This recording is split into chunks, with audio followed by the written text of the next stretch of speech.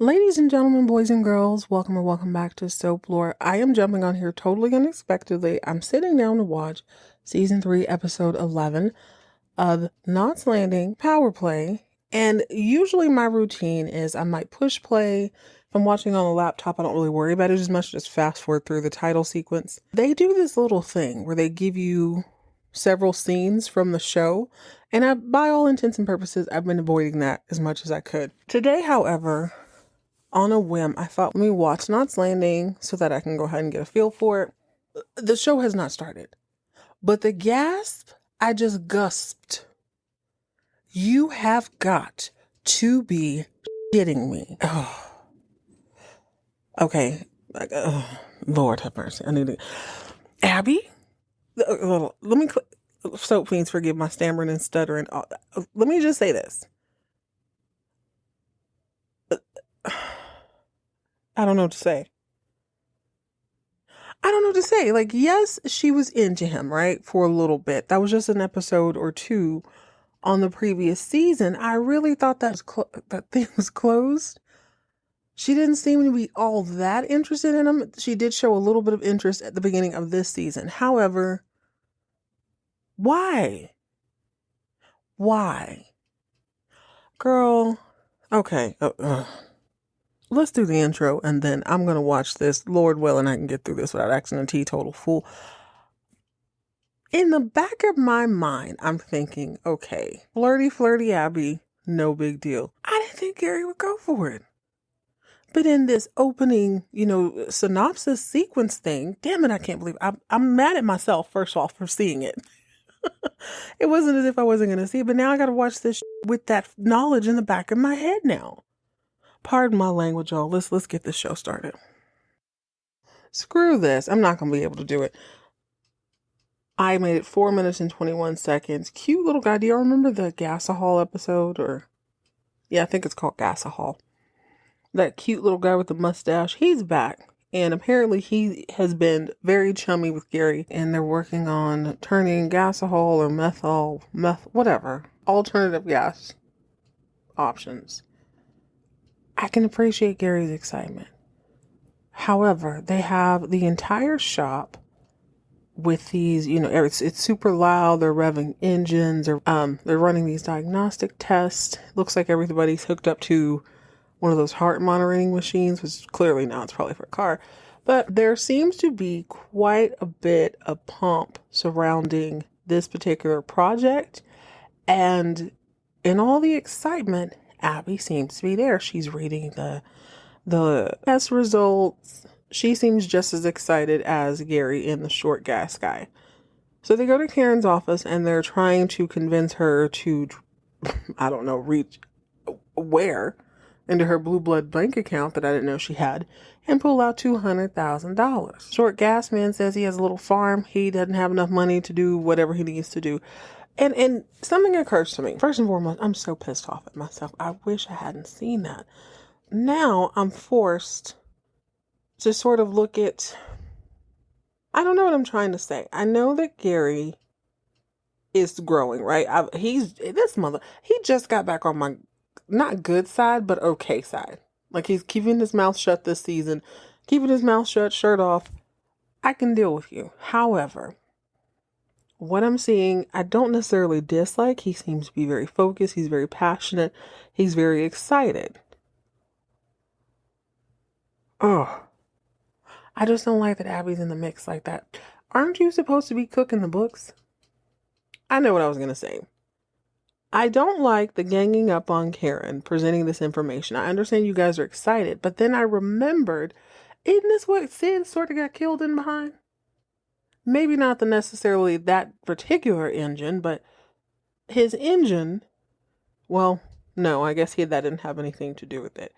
Gary's various activities with the mafia is what eventually got Sid killed, if you really think about it. You can't directly blame him for the accident itself. Someone made a choice to cut the kid's brakes and he unfortunately didn't survive that. But the last time there was a harebrained scheme or a get rich quick or any sort of moving parts in and out of the dealership that weren't 100% legal or 100% legit, Gary was behind it.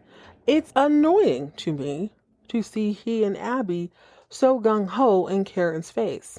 The fact that she trusts either of you is a miracle. Had Sid never passed away, I'm pretty sure this wouldn't have worked out the way it did, but it's the audacity for me. Thing about Gary is, yes, you are ambitious. Yes, you are on the mend. Yes, he's had a rough time. He's had a very rough emotional life. And I'm not trying to take away from that. However, this is a big deal. He ends up getting a little bit upset at Karen because she decides she's not going to jump in bed with Pete. That's his name. The beautiful, short, mustachioed man. She's not Sid. You know what I'm saying? She's very, very new to this business. So she's never going to be able to, let me take that back. It's not that she will never be able to make the same decisions he would have, but he would be making the decision off of experience and know-how and just kind of a really, really good understanding of vehicles and how they work. I do tend to believe he may have gone for it because he was already building this alternative engine. But here's a kicker. Abby's coming in a little bit too hot for me personally. She's pissed for whatever reason. She's wanting to get in on this deal. This is the first time in my memory that I remember her saying anything about money. She seems to be ambitious in that way. It also occurred to me that she has the blueprints for Sid's engine. Don't think anybody else remembers that she has that, or that she gave them to JR rather. So, stands to say perhaps there's been some dirty dealings behind back. I hadn't seen another Ewing in about 4 episodes. We're probably due for a guest appearance at some point. Starting to forget this is a spinoff. Only I'm not.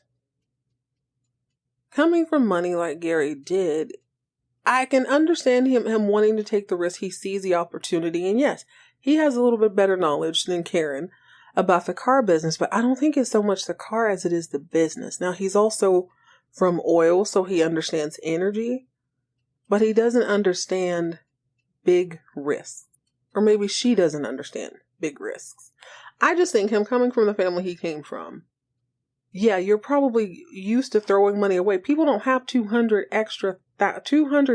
extra dollars to toss at anything. Karen's whole thing is like, I have 75 employees and kids. The last thing I want to do is put myself in a bind and not be able to get out of it. I don't have the know-how. I don't have the wherewithal for that. Sid did. I'm not Sid. Abby's pissed. She's like, you know what? You're being very disrespectful to my brother. And you're trying to pin this on me. Because Karen's whole thing is like, Abby, why are you in the mix like this? Abby claims she is just like Sid. Now, the Sid I remember was not that ambitious. Do you guys agree? I mean, he seemed 100% invested in that engine, but he didn't really seem to be business savvy. Gary came in, remember? Gary came in and set up the infrastructure and understood the assignment, but with this being Karen's business and her money, she has a right to say no. So he's chewing on this, he's thinking about it, and he decides that he's going to go into business with Pete himself. He just has to come up with the money. Val is supportive. She and Lily Mae are like, oh my God, Gary, this is so wonderful. This is so awesome. But, my girl Val, she's listening to him and he's super excited. He's super up. He's talking about the millions and then the billions of dollars they're going to make.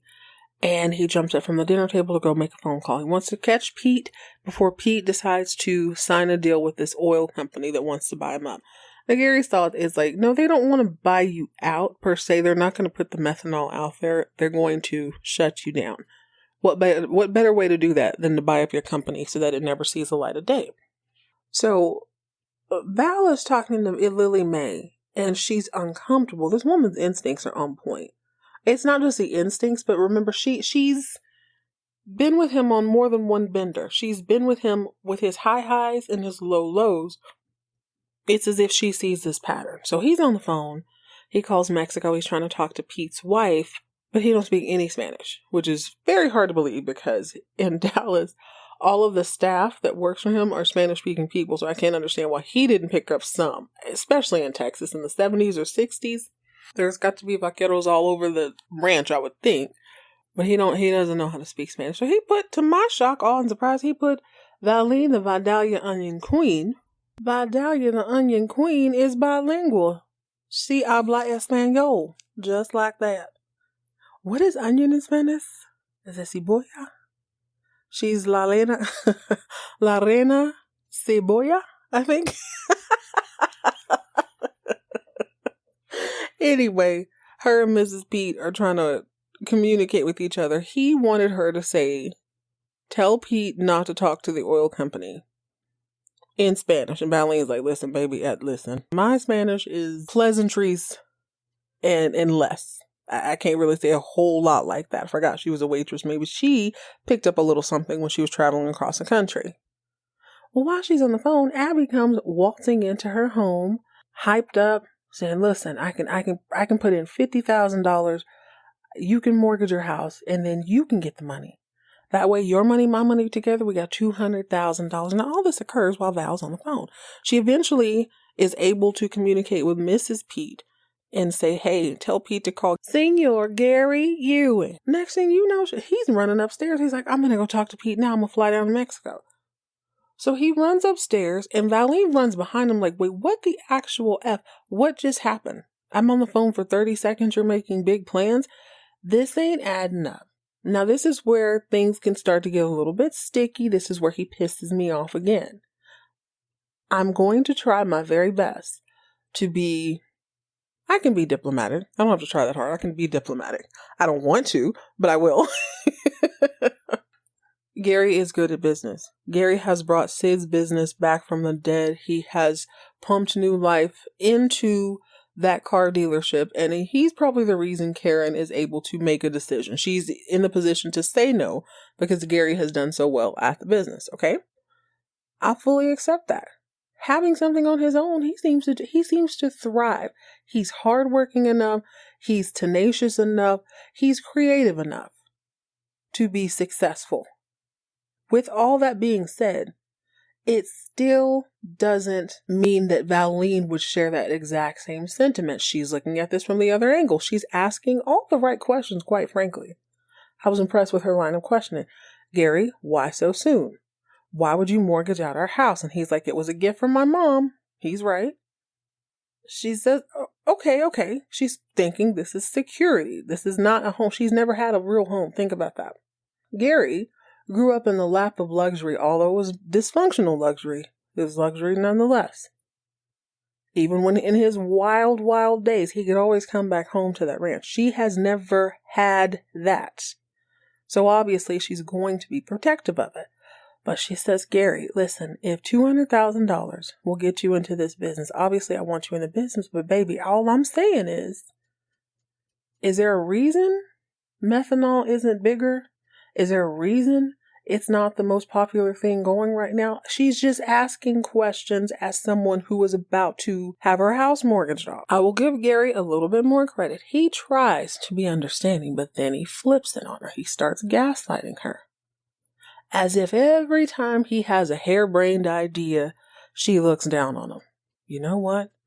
Every time you have a harebrained idea, it turns out to be a harebrained idea. This woman has supported him. She has given him the space to grow. And you can tell she's back to tiptoeing around him upstairs. I will give him credit. He did try to control himself. He wanted her to pack his drawers so that he could go to the airport.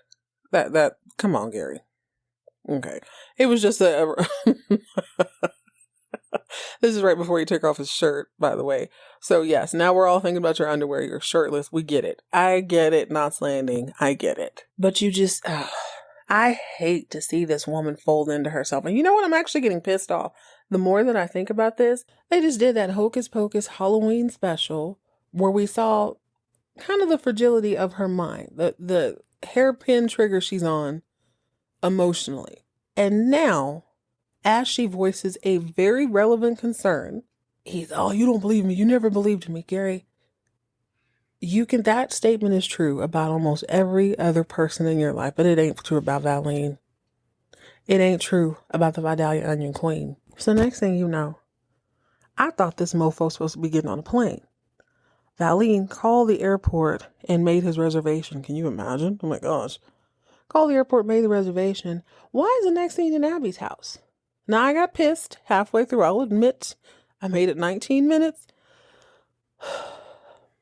I'm so mad at myself. I'm so mad at myself. If you were a newbie, do better. I made it this far. I've been watching this stuff for 3 years. I've made it this far without having that happen. I understand the rhythm of these shows enough to leave the room or fast forward or have someone else do it. I got comfortable today. I thought, you know what? I have to fill out all these stupid packages. Let me do this while I'm watching, not saying anything, and look at myself. Now I've formed an opinion, but the show is still revealing itself. Gary also called her a wage slave. Not Abby, but Valene. Sir, what have you ever heard a more privileged statement out of anyone's mouth? Come on now. All she was saying is like, look, you're doing well. You have a good job. You have this. Like, yes, a risk. You should be nervous when you're taking a risk. That's part of it, but I can't stand this mother. Can't stand him. I can't stand him. He's back on my list. Let me shut up so I can watch this and be mad all over again. And when did Abby become Dr. Frickin' Phil all of a sudden? I know you, Gary. You've got it in you. I know you. I don't mean to pry, but Valene just wants to keep the status quo. Bitch, why don't you put Jeff's money where your mouth is? Why don't you come up with the full $200,000 in your free 99 ass house too? That's the problem. She and Gary don't really pay no bills. You don't live in the real world. There's nothing wrong with having a little bit of doubt when someone has this magical gas that, hey, it's gonna take over the world. Plus, she's sitting on a secret with that engine. Come on now. I'm so mad. I'm so upset. I understand. Like, I knew she was a bad girl. I know this now. I know this. But what the fuck do you want with... My mouth is horrible today, y'all. There's going to be so many beeps during this. What do you want with Gary? Is it the money? Is that what I'm missing? Because she is talking to him like my third grade teacher when I wanted to audition for the choir and I didn't make it because I sounded like that fainting baby goat. You just keep trying. No, bro. It's okay. It's great to believe in him. It's great to step out on this venture, but put your or Jeff's money where your mouth is. Put up all the money since you believe in Gary Ewing so bad. That's the thing. She didn't see him when he was acting a teetotal fool at the end of season 1. When he was ripping and running all up and down, drinking mouthwash beer on the beach with the hobos and losers and whatnot. She don't remember that. Remember he almost got in a fist fight in the liquor store? Almost sold his Cadillac to a hooker with a heart of gold? Or he did sell it, didn't he?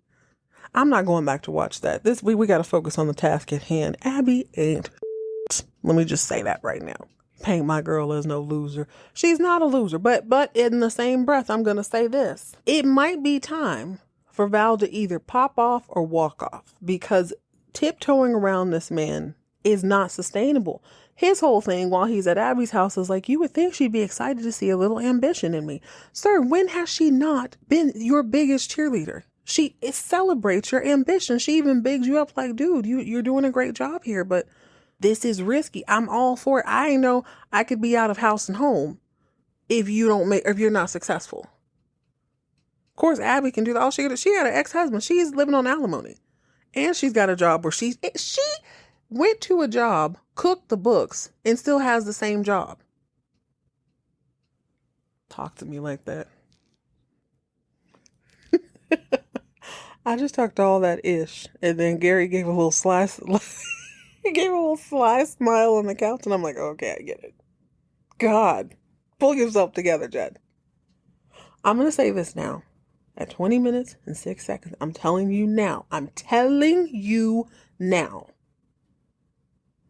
If this becomes a real thing, I will never, ever, ever forgive them. I will never forgive them.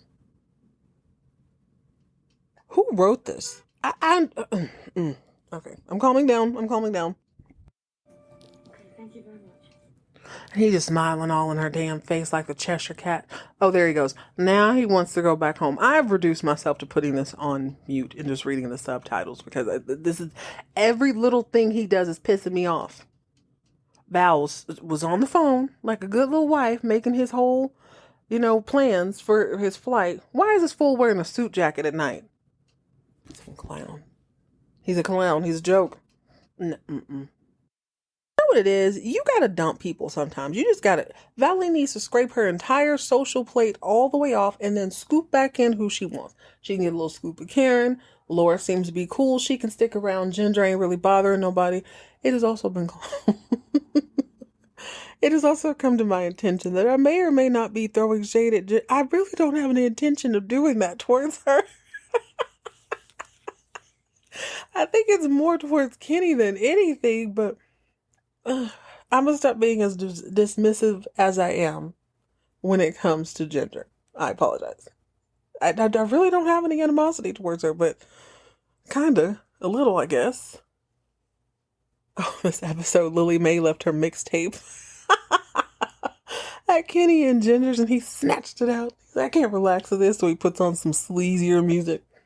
Lovely, but Lily Mae comes downstairs. Gary goes back home, and it's tense. Valene is calling who she needs to call to make sure he can get on a plane to go have this raggedy deal.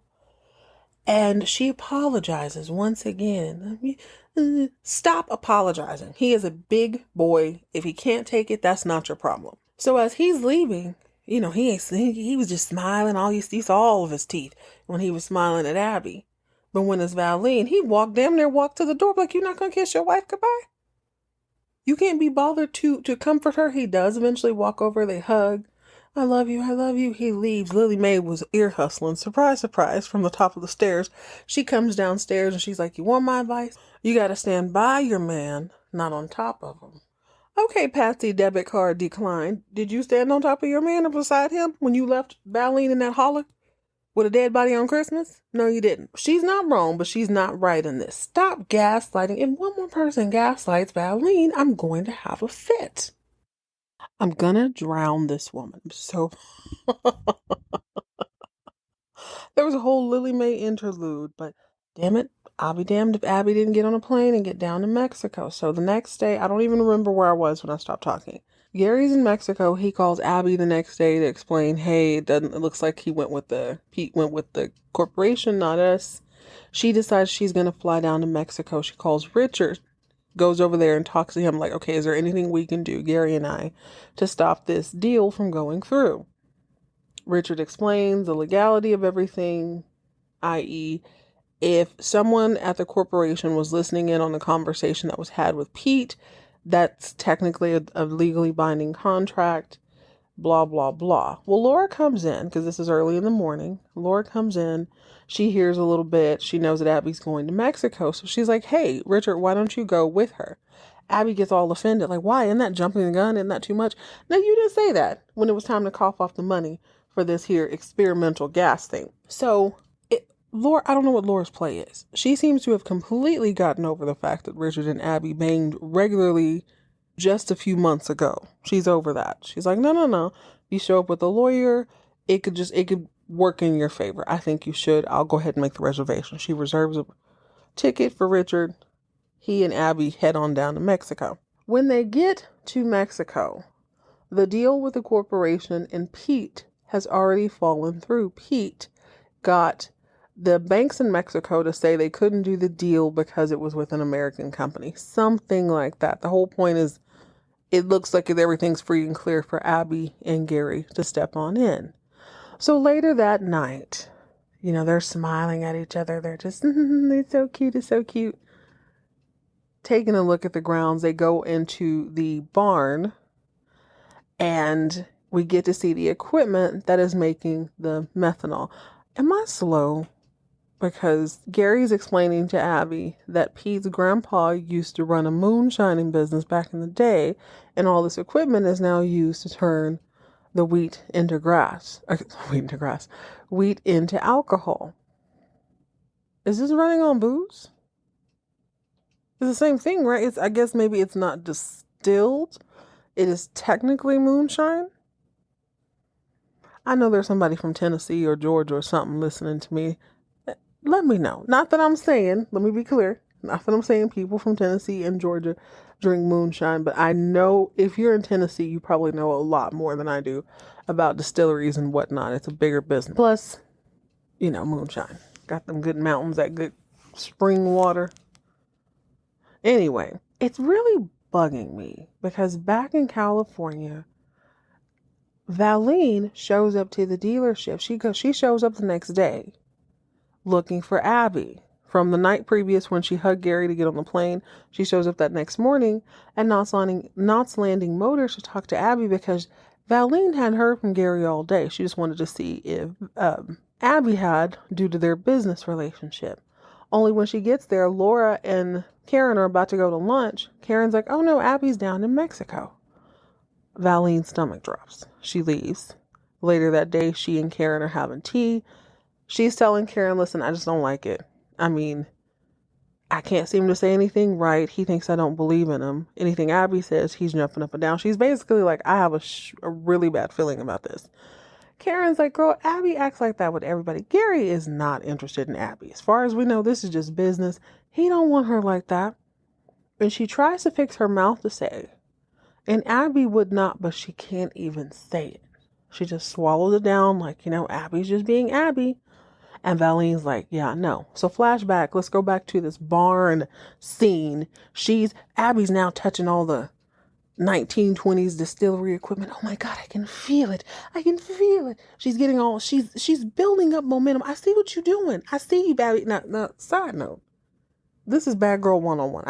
I can hate the game. I'm starting to hate the player a little bit. But oh my gosh, I can feel it. Touch it, Gary, touch it. She's being somewhat sensual. The more she talks, you can see that he's getting exciting.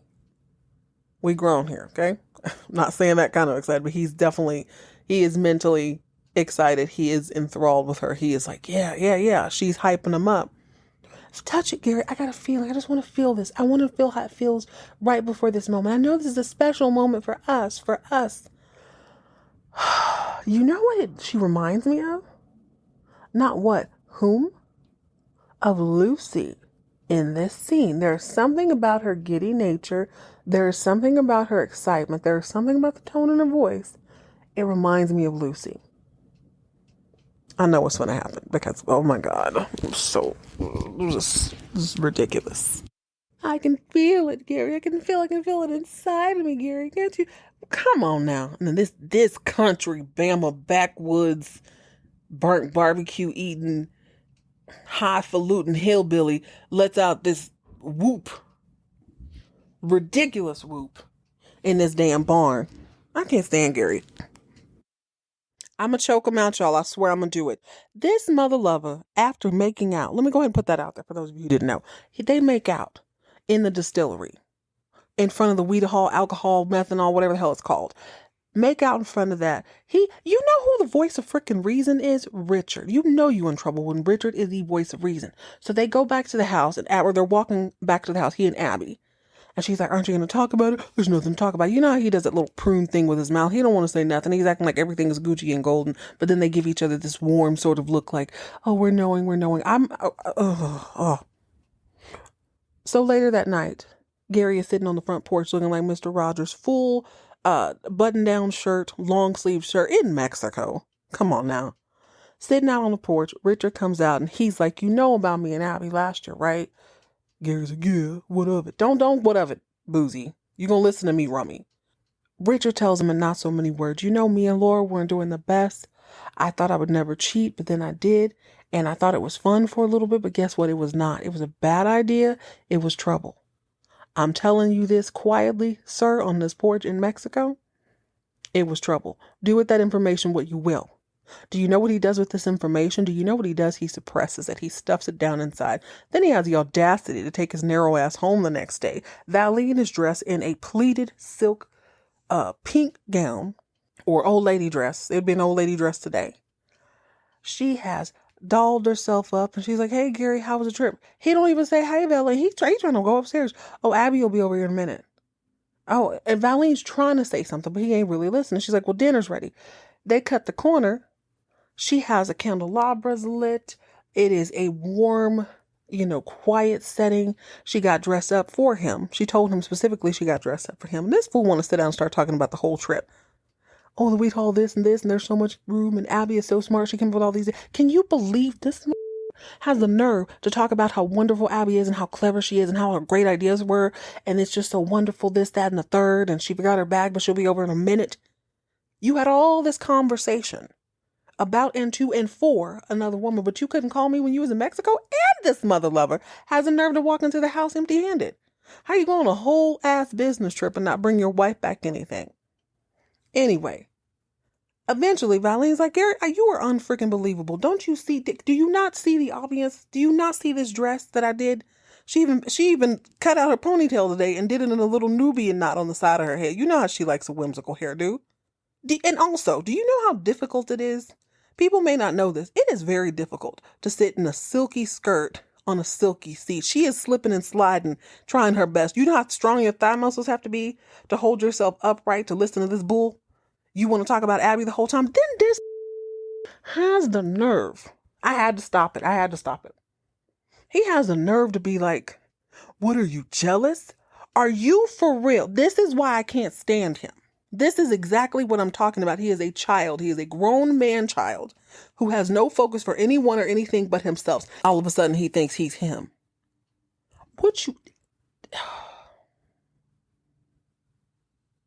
He's a flawed folk. I could. You're lucky I wasn't born when this came out, Ewing. This would have been a problem. Oh, she's good. This one I've underestimated. Oh, God. Okay. Pull myself together. Oh, my God. Before I get too worked up, I just want to say that my girl Lily Mae has slippery teed her way into Kenny's business. She showed up at his studio to say, hey, Kenny, what did you think of my mixtape? He was like, you can't sing, you all beat you this, that, and the third. She was like, okay, but what you saying, though? When can I expect my record deal, sir? She's like, yeah, she's heard worse. But she's like, what I'm not going to do is be inside of a music studio and not make no music, baby. I'm going to make her do what it do. Lily Mae from Tennessee. Lily Mae hits the corner and she finds Lionel Richie's cousin. I get the feeling this man might be a star. I'll have to go look him up. Don't remember his name. Not on the top of my list right now. But she starts chatting with him. And he hears her accent. This lovely black man looks like Lionel Richie's stunt double. Let's call him Lion Wealthy. Lion Wealthy he has a little little tickle in his throat. You know, you can't hardly sing. And it's a mighty long road. And Lily Mae hears this. She's like, all right. Let me put a little Tennessee magic on that. So she feeds him a line. He's like, where are you from? I'm from Tennessee. You sound like you from the Bayou. Oh, I've been with the Bayou. Then she starts naming all these famous black acts from back in the day on the chitlin circuit. And you're like, oh, okay, Lily Mae, I see you. So next thing you know, she's like, listen, sing this part, blah, blah, blah. She sings a little something, he sings it, he likes it. Lily Mae, why don't you have a seat, darling? She shows up later on that week or the next day with the tea for his tickly throat. So by the end of the show, right before this scene I'm finna go off on, Kenny goes into the studio to help Lion Wealthy start his musical number. And there's several people in the studio. Well, he starts, it's a mighty long road. And you can hear the background singers, it's a mighty long road. Tell me why my girl Lily Mae is sitting in between two background singers in leather pants. Lily Mae has slithered her way into the studio. What you're not going to do is keep a good woman down, and you're never going to out-hustle a hustler. Which brings us to Abby. So during the dinner, after he's like, you're jealous, she finally says, I'm not jealous, but I'm trying to figure out why you're having this reaction to Abby. The way you react to her makes me very nervous. It makes me very uncomfortable, Gary. You have nothing to worry about. I love you. So Abby comes over later that night, and Val is trying her best to take her mother's advice. She's not trying to stand on top of him, trying to give the man a little bit of space. Abby is talking about going public. If we go public, we don't really need Pete. Well, Val hears this, and that's all she can take, because what she's not going to stand for is you hustling another hardworking person out of that money. She don't like that. That's not in her blood. That's not in her DNA. She's not going to take it. Abby says that out loud and then turns to Gary and says, well, why not? Let's think big. Why should we think small? I'm not trying to cut Pete out, but you're a Ewing. So he jumps up and he's like, now, wait a minute. Now, Val said, no, wait a minute. Val done got buck. I'm like, there we go, girl. That's what I need to see. Come on, Pink. Come on, Val. Keep the momentum going. So she comes downstairs and she gets right up in Abby's face. Abby has no respect for anybody in their own home. This is the second time she tried to tell Karen how to run her business. She's trying to tell Valene how to run her home. So Gary thinks, because he is a spoiled child and he's used to having someone jump in and defend him, i.e. Valene. I guess he's not used to someone defending him. He's used to Valene defending him. She said, Gary, no, this ain't about you. This is about Pete. I'm not going to watch you cheat a good man out of his money. Gary has a nerve to feel like he is the authority figure. As Abby and Valene are going back and forth. No, wait a minute. You two are unbelievable.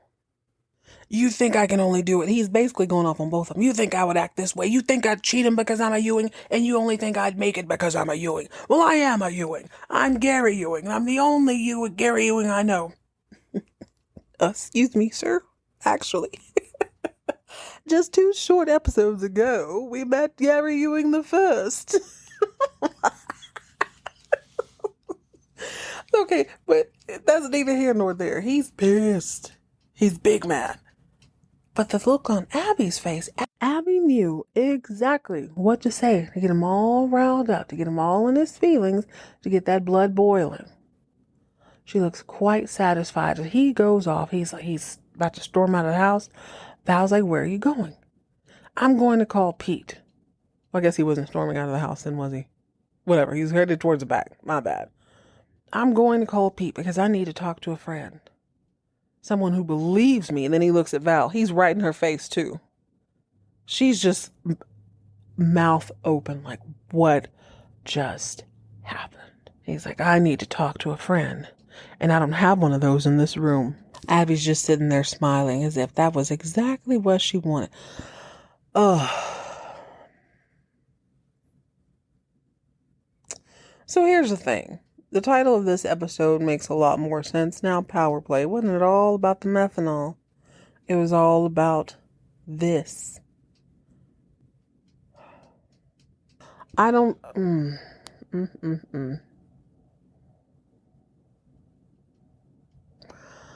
Coming into a show blind does a couple of things. Number one, you really are just kind of willy-nilly out here. Luckily, I'm old enough to know anything could happen. And I'm not necessarily surprised that it did. However,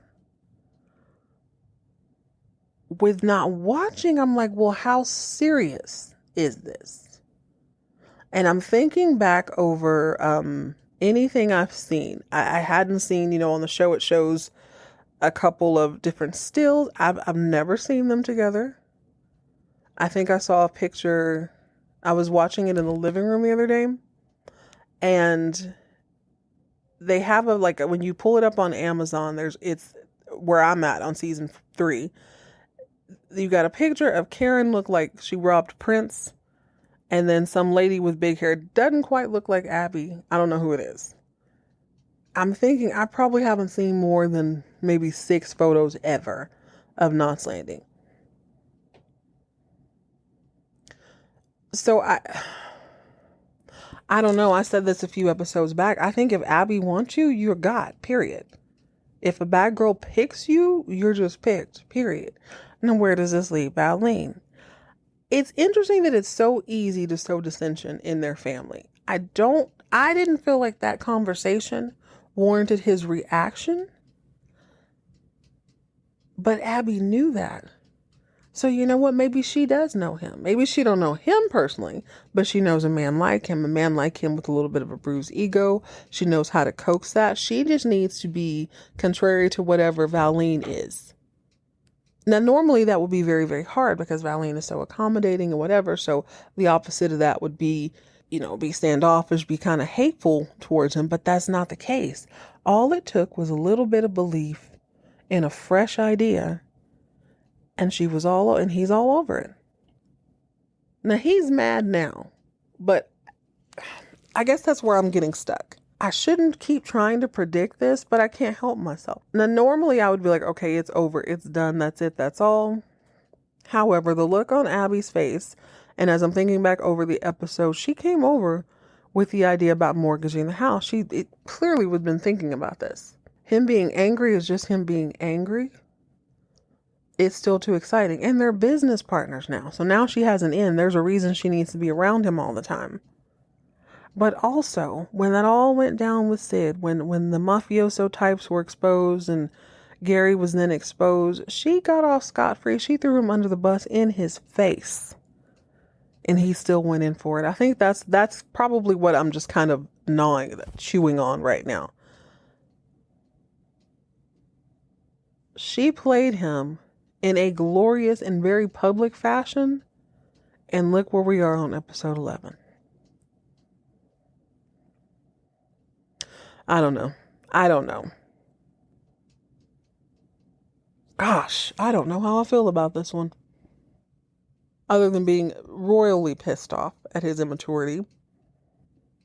I just don't get it. Why Gary? Why Gary?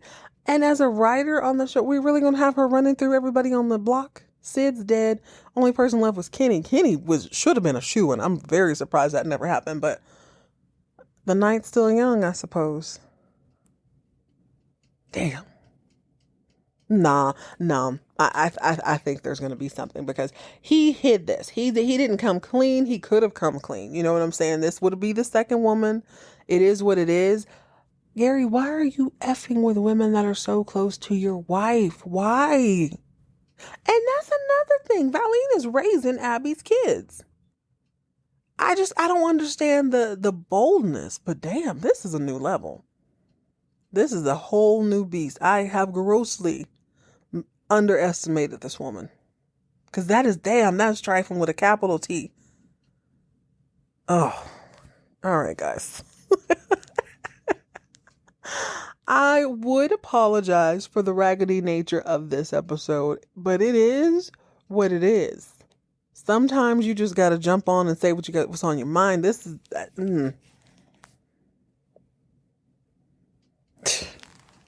Gotta be freaking kidding me. All right, guys. Thankfully, I was blessed with a beautiful rendition of several songs from Lily Mae this episode. Actually, 2 songs. She was entertaining. Val got a little bit of a spine. It ain't quite sturdy as it should be, but she'll get there, Lord willing. In the meantime, in between time, stay moisturized, stay hydrated. Mind your business.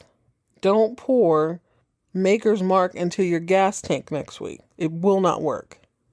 Or will it? And keep all of your drama on TV.